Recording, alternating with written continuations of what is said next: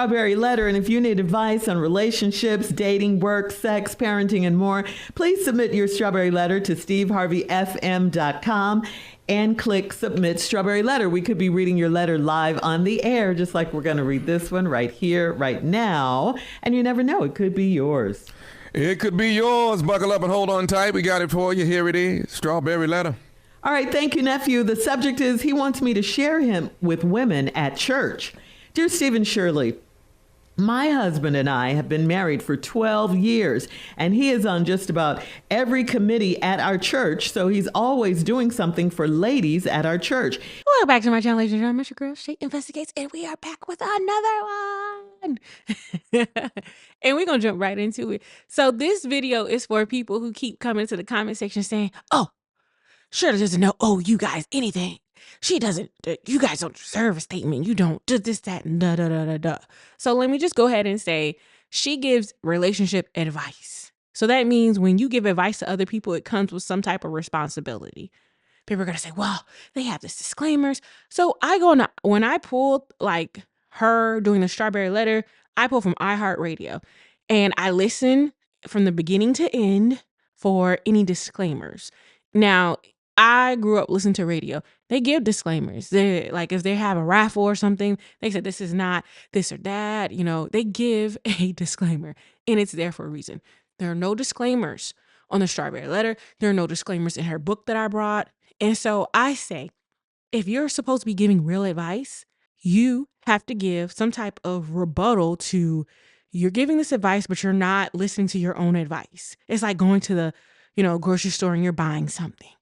And you brought something you thought it wasn't, you thought it was like legit and you could eat it and it's still good. And then you open it and then shit is stale. And you're just like, y'all, I need some type of why. I want my money back, of course, but I want to know why. Why did you guys sell me something that's old? Why is Shirley Strawberry selling us something that she doesn't even live by herself? That's what we're getting to the heart of. So y'all go ahead and take a listen to what Shirley Strawberry has to say in the Strawberry Letter. Maybe she is telling us subliminally that she has changed her ways. I don't know. We're going to come back and we're going to see. He does not offer to take me with him, even though I complain that he does not spend time with me like he used to. He told me that it's part of his calling to serve others.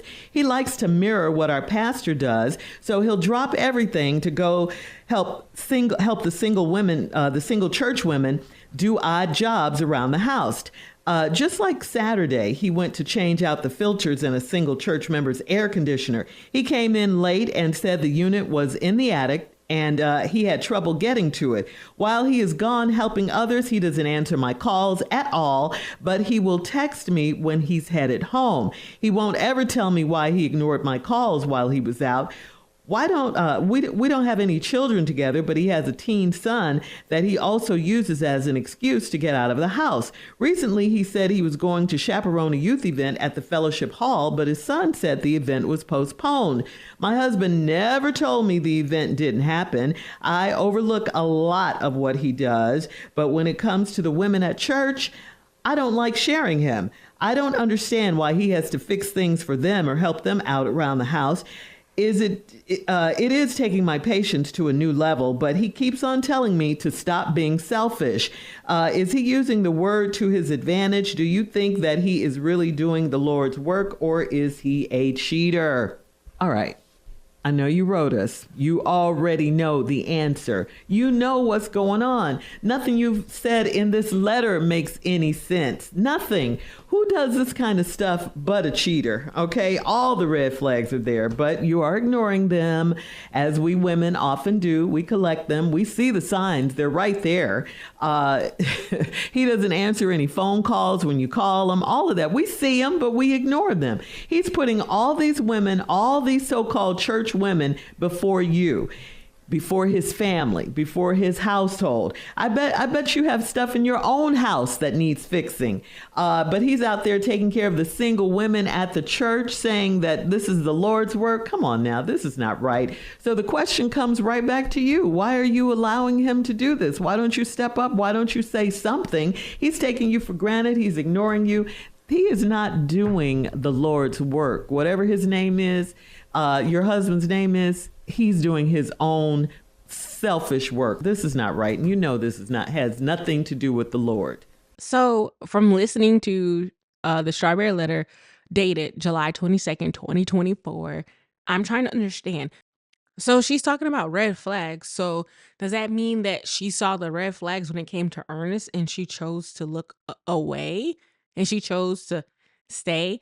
I'm really trying to give it that same kind of justification or juxtaposition, I guess, of playing devil's advocate, because everybody be coming for me in them comments. They be like, oh, she don't owe y'all nothing. Y'all are just some haters. I'm not a hater, but I like accountability. I require accountability for myself. When I go to the store and I purchase something, it requires some type of accountability. If you fuck up, I suggest that you make my shit correctly how I want it. I'm just saying, if you're giving advice, you should give advice from a perspective of, I fucked up myself. Yeah, I'm giving you this advice. This is what I should have done, etc., etc., etc. Y'all act like this woman is still not giving advice, which she is. And that's so crazy that you're just like, oh, she deserves to make a living, not at the behest of giving wrong advice to other people in which it would be detrimental to them. Come on now. The said advice is supposed to help people, not hinder them, not make them worse than what they are. It's supposed to be a reflection of, okay, let's rationally think about this. You have all these different signs and you have people telling you you should do this, that, and the third. Why don't you feel that you can't walk away? That should be an important question right there. Why do you feel like you need to stay? I mean, because she stayed. We're still looking for the rationale in that. That doesn't make any sense. But she's telling someone else that they should leave, which bewilders me because she didn't leave. That's an oxymoron if I've never seen one a day in my life. It is giving so much that people choose to not see. And it's just like, how can you guys be missing the whole point? The point is, if you feel like you want to leave, then leave. Will it be scary? Yes. Will it be challenging? Absolutely. But fear shouldn't hold you to anything. Fear is not real. Danger is real, but fear is not. So if you have fearful things, move past that fear. Hold yourself to the fire. Look in the mirror every day and express what you see in the mirror. And that's how you move forward. But that's just my thoughts.